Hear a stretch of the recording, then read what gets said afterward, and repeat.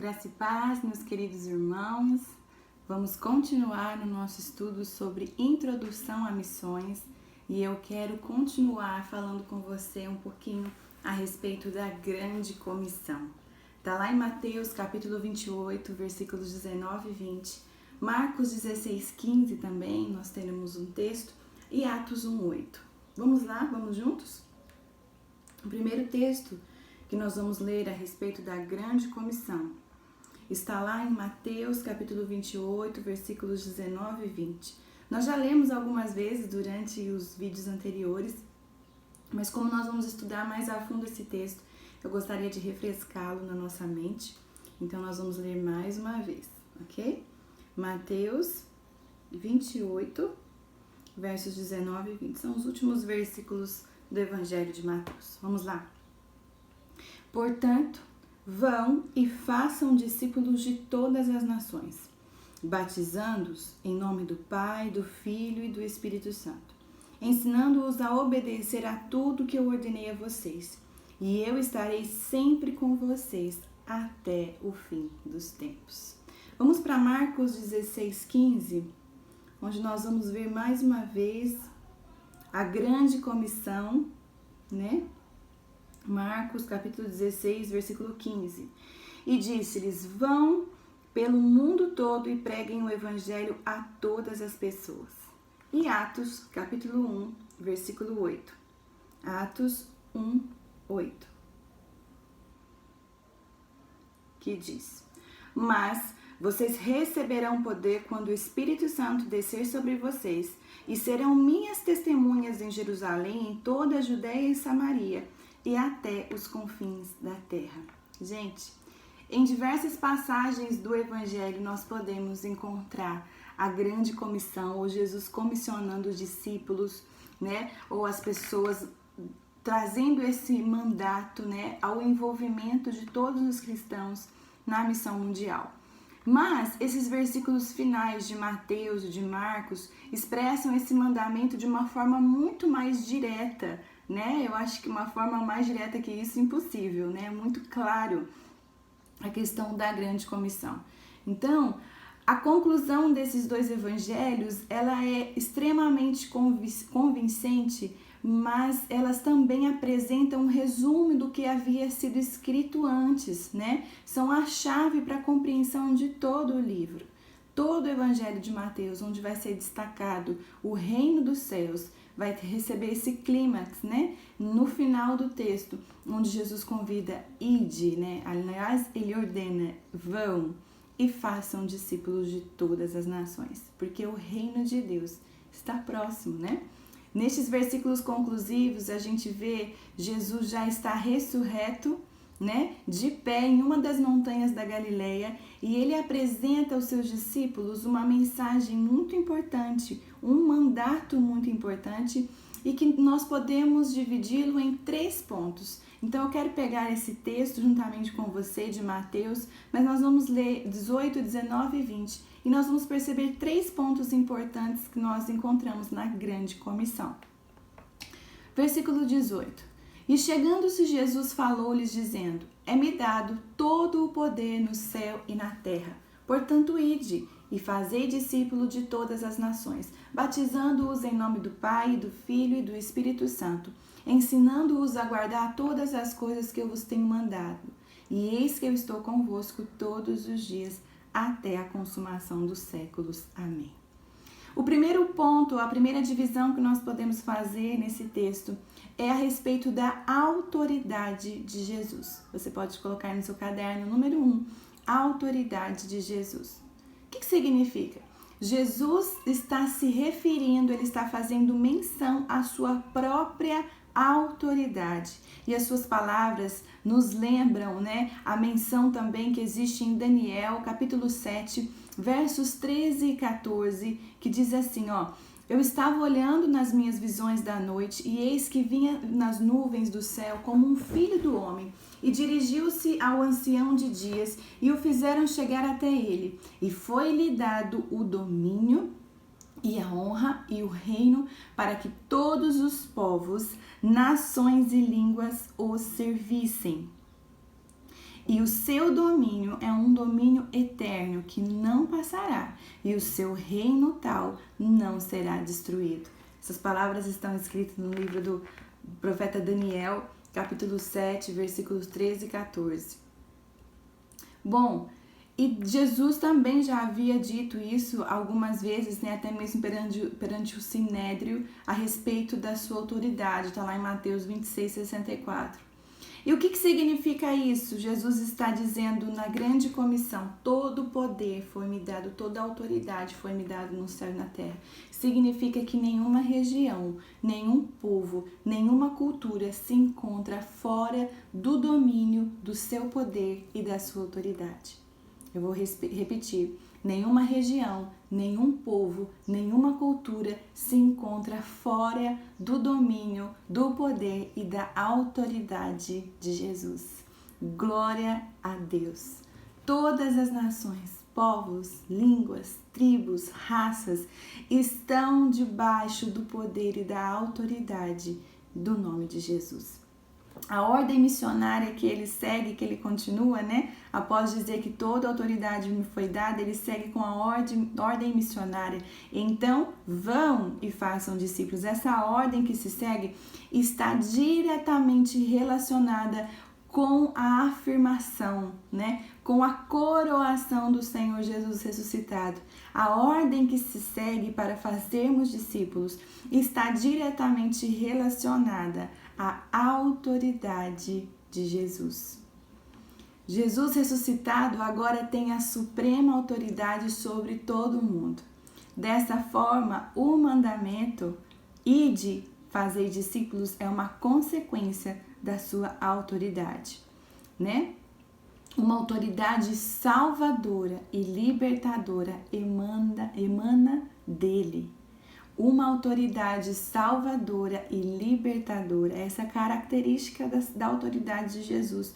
Autoridade para a tirania, autoridade para fazer povos sofrerem, não. Autoridade para salvar e libertar está emanando de Jesus, agora ressurreto. E a vítima se tornou vencedor. E por isso agora ele tem toda a autoridade. Ele é o Senhor crucificado, mas que agora ele governa sobre todas as coisas. O seu poder não é de um déspota que só pensa em destruição, em tirania, em o seu próprio benefício ou lucro. Ao contrário, ele usa o seu poder para curar, para salvar, para libertar e alcança esses objetivos através do seu amor. Então, nós temos antes desse mandato, ide, nós temos antes dessa função de irmos, de obedecermos essa função, nós temos que ter a consciência de que toda autoridade está nas mãos de Jesus. Todo o poder e autoridade foram dados a ele. Logo, ele tem autoridade sobre todas as nações. Não há nenhuma nação que escape do seu domínio. Glória a Deus. E depois ele continua e nós podemos ver então o segundo ponto, a segunda parte da grande comissão de Mateus 28, que é o mandamento permanente de Jesus. Você pode colocar no seu caderno número 2, o mandamento permanente de Jesus para realizar essa missão. Depois dele ter ressuscitado e agora está vitorioso, ele dá a ordem para essa missão. O que esse Senhor entronizado agora, cheio de toda a autoridade, ordenou para os seus discípulos? Primeiramente, ele vai dizer, ide, portanto, né? O autor faz uso de um verbo grego que se chama poreutentes. Poreutentes. O que significa esse verbo? Partir, deixar, cruzar fronteiras. E eu quero me atentar a essa expressão de cruzar fronteiras. Ide, esse ide de Jesus significa cruzar fronteiras. Que tipo de fronteiras, pastor? As fronteiras sociológicas, as fronteiras raciais, as fronteiras culturais e fronteiras também geográficas. Cada vez que nós obedecemos esse ide, nós estamos cruzando uma fronteira. Talvez a fronteira, da nossa própria timidez e vergonha. A fronteira da nossa falta de tempo. Talvez a fronteira de uma conversa que você nunca iniciou com algum amigo no trabalho. Ide significa atravessar essa fronteira. A fronteira, a distância que há entre a luz e as trevas, entre a salvação e o pecado. Atravessamos essa fronteira. E esse é o aspecto mais importante para aquele que tem sobre si a tarefa de comunicar o evangelho, né? Não é somente trabalhos longínquos, não é somente atravessar fronteiras geográficas e ir para uma outra cultura, mas tem a ver também com a sua própria região e quem sabe na sua própria casa, né? Então, quando nós estamos falando em ir, estamos falando em romper ou cruzar as fronteiras, nós estamos abrangendo todos os aspectos, tanto de uma fronteira geográfica, de pessoas que são enviadas para outras nações, para outras culturas, para falar do amor de Deus, contra as fronteiras sociológicas e culturais que nós temos tão perto de nós, né? O missionário ou o comissionado deve estar sempre desejoso e pronto para cruzar fronteiras, né? Esteja em seu próprio ambiente ou em lugar distante. Quantas fronteiras nós vamos ter que cruzar para falar do amor de Jesus? Isso é uma ordem que Ele nos deixou. Após nos confirmar a sua autoridade, Ele nos manda, Ele nos envia para cruzar as fronteiras, né? O verbo também, poreuomai, né? São palavras tão difíceis de falar no grego, né? Lembra também a igreja cristã primitiva de um Jesus que está à frente dos seus discípulos, sempre cruzando fronteiras a fim de alcançar outras pessoas. Jesus está sempre cruzando fronteiras a fim de alcançar pessoas. Isso Ele fez em vida aqui na terra e isso Ele faz agora através do Espírito Santo. Quantas fronteiras não foram atravessadas para que o Evangelho chegasse a você? Pense nisso. Jesus também determina aos seus seguidores que façam discípulos de todas as nações, né? E essa palavra, né, esse fazer discípulos, essa expressão que foi nos traduzida como fazer discípulos, vem da palavra grega matetes.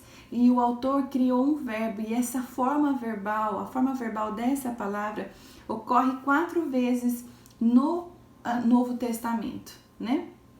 São 4 referências aqui que eu posso te dar e depois você pode olhar, que é Mateus 13:52, Mateus 27:57, Mateus 28:20 e Atos 14:21. O que quer dizer? Tornar-se um discípulo de Jesus. Tornar-se um discípulo de Jesus envolve partilhar com Ele da sua morte e da sua ressurreição. Unir-se com Ele em rumo, né, de uma marcha que Ele tem... que ele iniciou uma marcha em rumo à revelação final do seu reino messiânico. Ele nos ordena a fazermos discípulo, que quer dizer levarmos pessoas a se submeterem à sua autoridade salvadora, a sua autoridade libertadora, e essas pessoas se apresentarem como voluntários para a marcha que já está em andamento rumo a uma nova ordem das coisas, a saber, o seu reino. Isso é fazer discípulos. Levar pessoas a se sujeitar à autoridade libertadora e salvadora de Cristo e a somar com Ele nessa caminhada, nessa trajetória, rumo a uma nova ordem das coisas, que é o reino de Deus. Isso é fazer discípulos. O terceiro ponto que nós podemos analisar na grande comissão, nesses 3 versículos de Mateus 28, do 18 ao 20, é a promessa de Jesus. Nós vimos a autoridade de Jesus, nós vimos também no ponto 2 o mandamento permanente de Jesus, né? O mandamento permanente. E em algumas versões, gente, nós podemos ver que esse ide, né, ele foi traduzido como indo, porque também, além de indicar uma ação, uma ordem, ele também indica uma atividade contínua. Indo, preguem o evangelho. Indo aonde? Indo aonde você for. Indo na padaria, indo ao trabalho, indo à escola. O importante é que indo você prega o evangelho, indo você faça discípulos, indo você atraia pessoas para Jesus, né? E o terceiro ponto, a promessa de Jesus. Ao acrescentar as palavras finais da promessa, eis que estou convosco todos os dias até a consumação do século. Jesus, ele nos lembra, ele lembra os seus discípulos que ele está conosco. Ele faz uma promessa, eu estou com vocês, e não é por um curto período de tempo, eu estou com vocês todos os dias até a consumação do século. Ele está presente entre nós de uma nova maneira. É isso que ele quer dizer com essa promessa. A promessa continua verdadeira por todas as épocas. Veja só, nessa passagem, a frequência da palavra todo. Nós vemos nesses textos, né? Toda a autoridade, todas as nações, todas as coisas e todos os dias. Ele repete enfaticamente essa palavra todo. Cristo promete estar com a sua igreja durante todos os dias dela. Por mais que os dias e as épocas possam mudar, enquanto a igreja realiza a sua missão, a sua comissão nos 6 continentes, um fato nunca vai mudar. Jesus Cristo insiste que a sua igreja termine de realizar o seu chamado missionário, enquanto ele leva a sua igreja para o destino final. Por mais que tudo esteja tão diferente, desde da igreja primitiva até a igreja hoje, né, a nossa igreja contemporânea, Jesus sempre vai nos insistir, pregue o evangelho, faça discípulo, termine essa missão, termine essa comissão, enquanto eu levo vocês para casa. Uau, isso é muito poderoso, isso é muito glorioso. Esse movimento missionário que emana de Jesus não vai cessar até o fim do mundo. Dessa forma, muito embora os métodos de realização de missões, de evangelismo, eles estejam mudando continuamente, a tarefa em si permanece inalterada, ela não muda. Jesus tem uma missão, Jesus nos convida para ir, aliás, ele nos envia, ele nos ordena a ir e ele promete, eu estarei com vocês todos os dias até a consumação do século.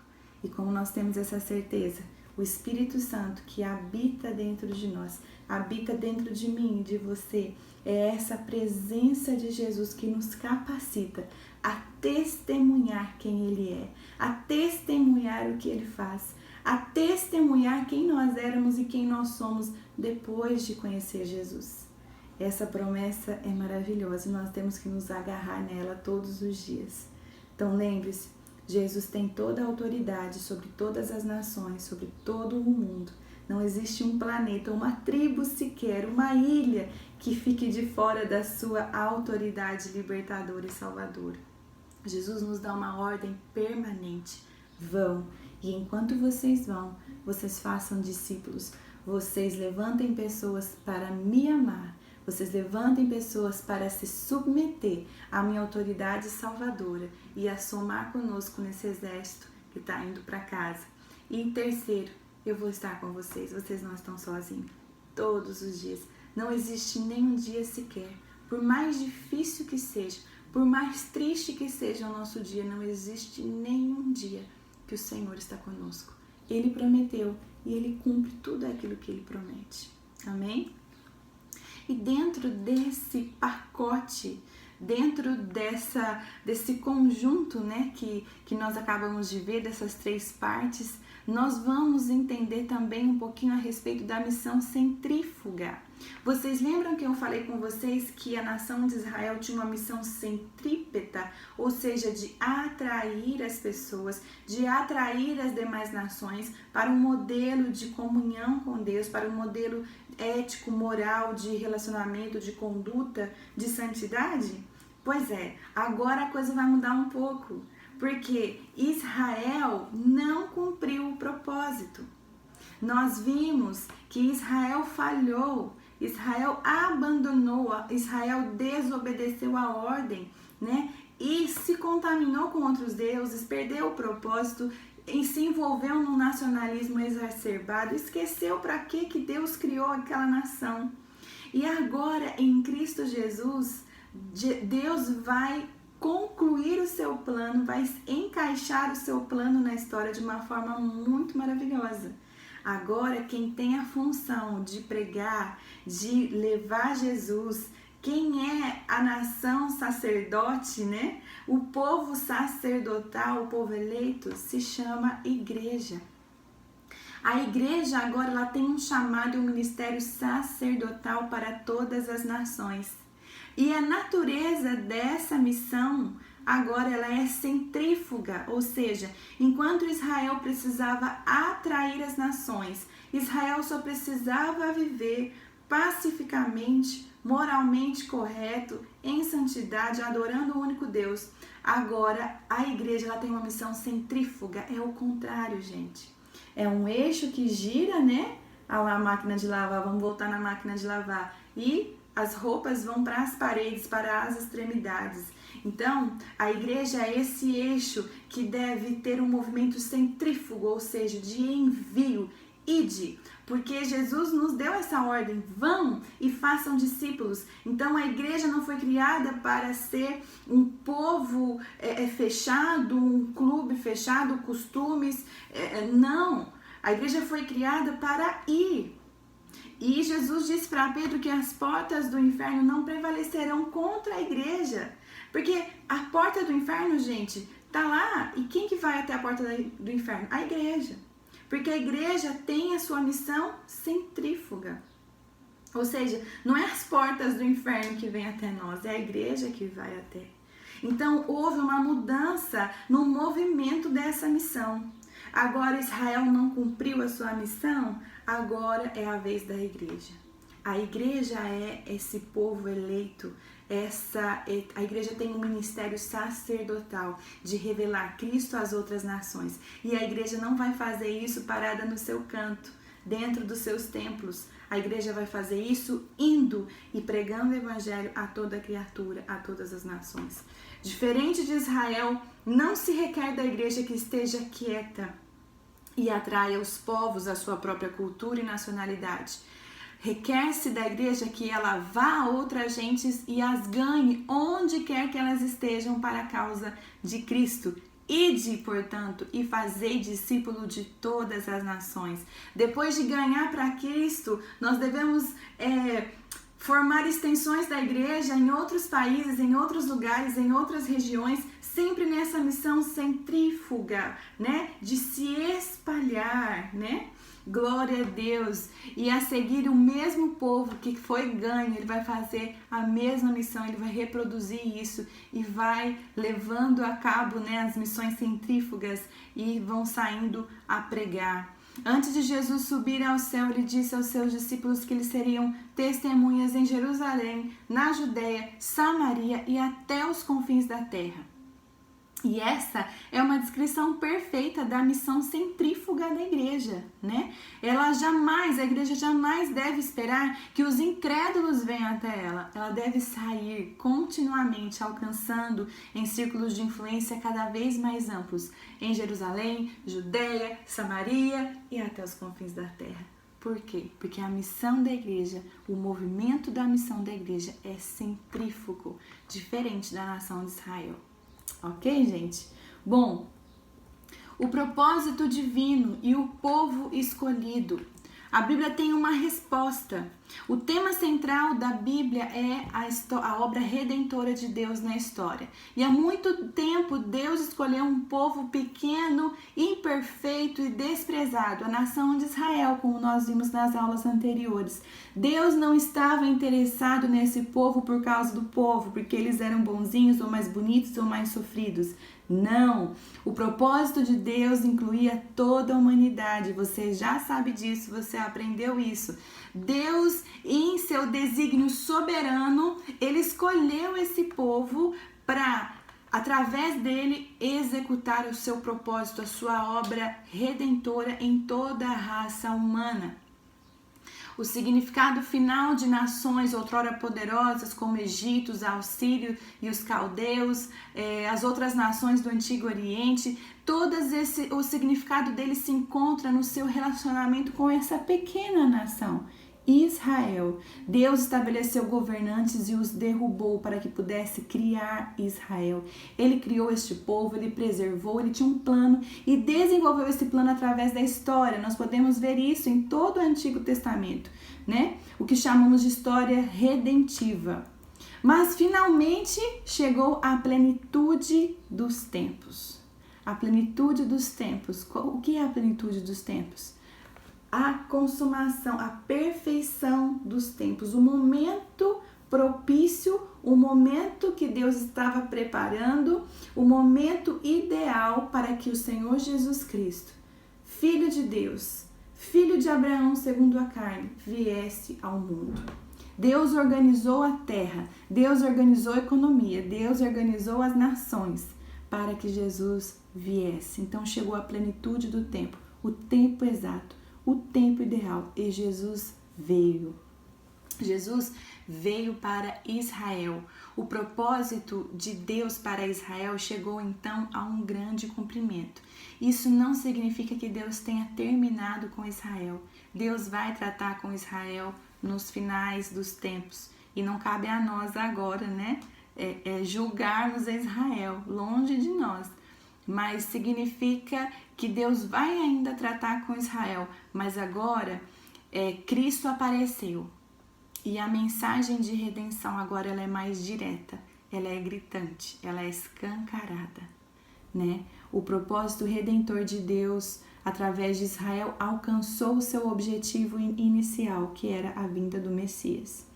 Então agora, quando Cristo realiza a sua obra de morte e ressurreição, a sua obra redentora, o propósito divino na história passou de Israel, que rejeitou o evangelho, para a igreja, que é o que a igreja? É a comunhão de judeus e gentios que aceitaram o evangelho. Então, o propósito, a obra divina passou de Israel para a igreja. Toda aquela função sacerdotal, toda aquela função de ser exemplo, de ser espelho, agora vem para a igreja num novo movimento, o movimento centrífugo, ou seja, a igreja não fica parada, a igreja não é ponto de chegada, é ponto de partida, a igreja vai. Amém? Então, nós podemos ver as palavras de Jesus comprovando isso que a gente está falando agora em Mateus 21:43, que diz assim, ó, Jesus está falando para Israel: portanto vos digo que o reino de Deus vos será tirado e será entregue a um povo que lhe produza os seus respectivos frutos. A igreja é uma raça eleita, sacerdócio real, nação santa. Está lá em 1 Pedro 2,9. Vamos lá, eu gosto muito desse versículo, é um dos meus versículos preferidos. 1 Pedro, capítulo 2, versículo 9. Quero ler com vocês. Vocês, porém, são a geração eleita, o sacerdócio real, a nação santa, o povo exclusivo de Deus. Para o quê? Olha que tremendo, gente. Vocês não são tudo isso por si mesmo. Vocês não são tudo isso porque vocês são bons.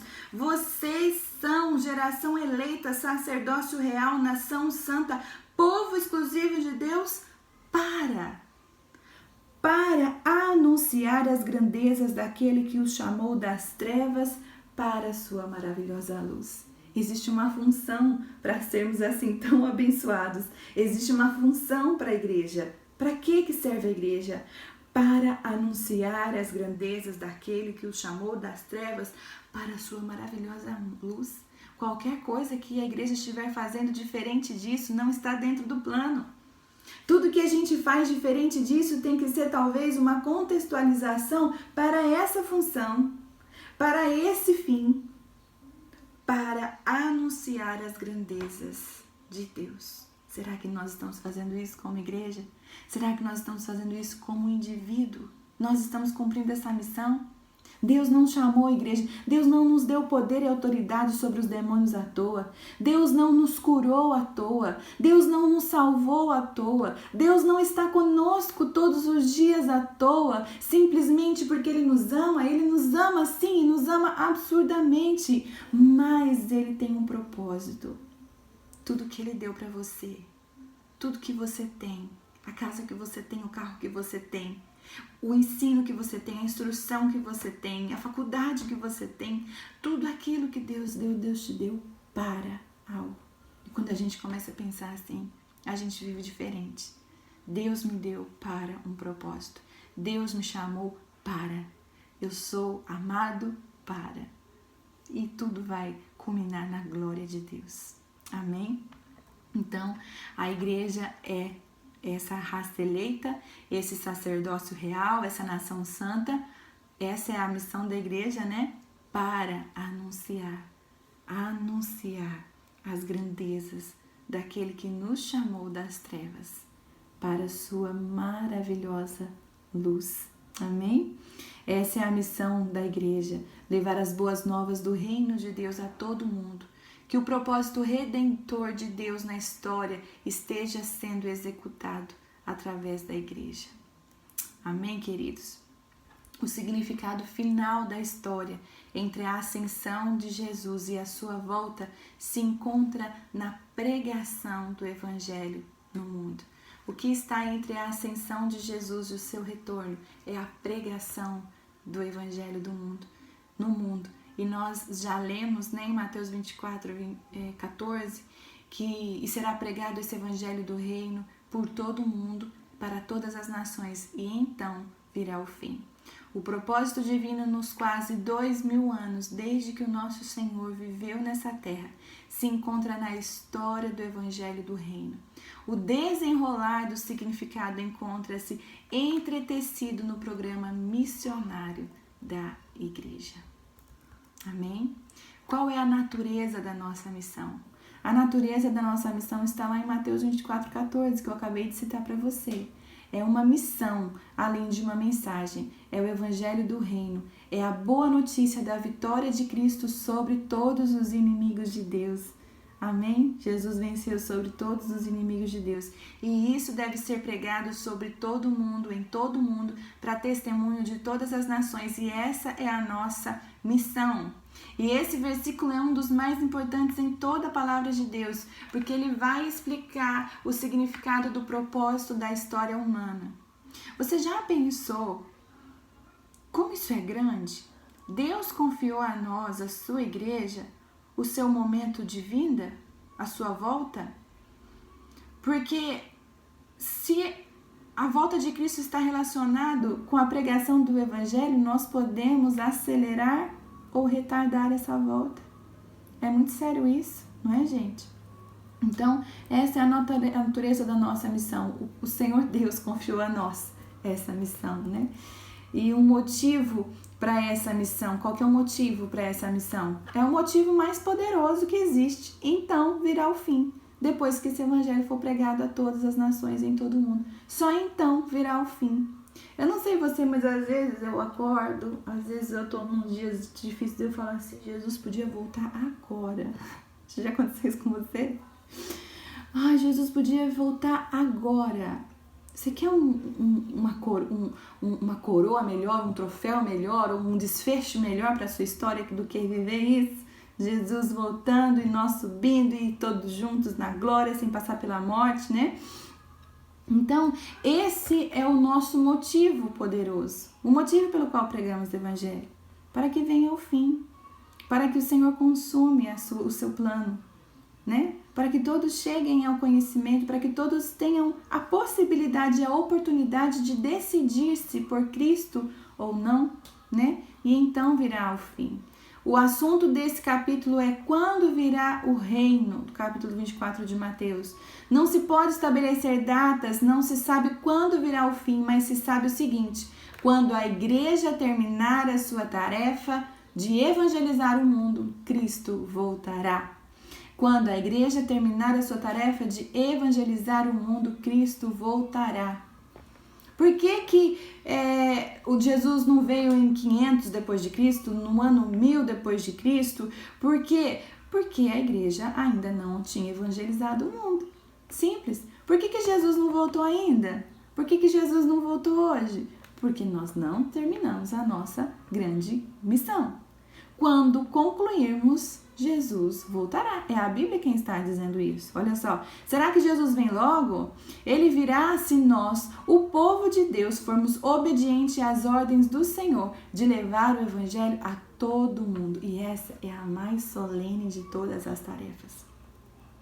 É tão surpreendente essa tarefa que algumas pessoas dizem: eu não consigo acreditar. Eu simplesmente não consigo acreditar que o Deus soberano, poderoso, autor de toda essa história, tenha dado tal responsabilidade aos homens. Existem pessoas que não creem. É estranho mesmo a gente pensar nisso. Deus deu autoridade, Deus deu essa responsabilidade para o homem, para a igreja. William Carey foi um grande missionário que desbravou ali o evangelismo nas Índias, e quando ele quis ir à Índia pela primeira vez para levar o evangelho àquele país, há quase 2 séculos atrás, alguém disse para ele: sente-se, jovem, quando Deus quiser evangelizar os pagãos, ele o fará sem a sua ajuda. Mas William Carey tinha a visão e o conhecimento da palavra de Deus para não se sentar.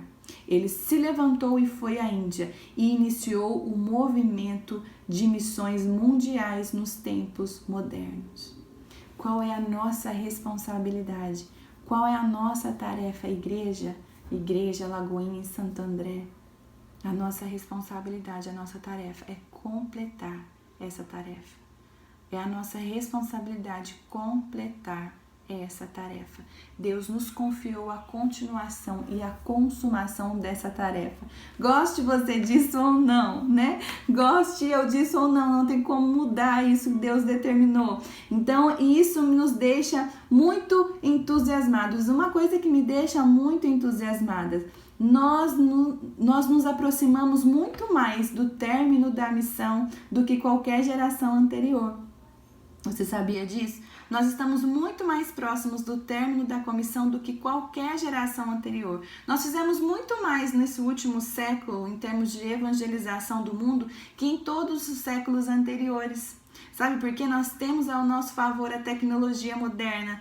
Imprensa, automóvel, avião, rádio, computador, internet, telefone, satélite e tantos outros meios de realizarmos essa tarefa. Enquanto muitos lá, há séculos atrás, não tinham nada desses privilégios, dessas tecnologias a favor, da pregação do evangelho, hoje nós temos. Nós temos tantos meios para realizar a nossa tarefa de levar o evangelho a todo mundo. Línguas antes desconhecidas estão sendo reduzidas à forma escrita. A palavra de Deus já está traduzida, pelo menos em parte, em cerca de 2.000 línguas e dialetos, e o número está crescendo a cada ano. O desafio é, como igreja do Senhor, nós estamos levando essa missão a sério? Porque se nós correspondêssemos a esse desafio com diligência, nós poderíamos concluir essa tarefa de evangelização do mundo em nossa própria geração e nós testemunharíamos a volta do Senhor.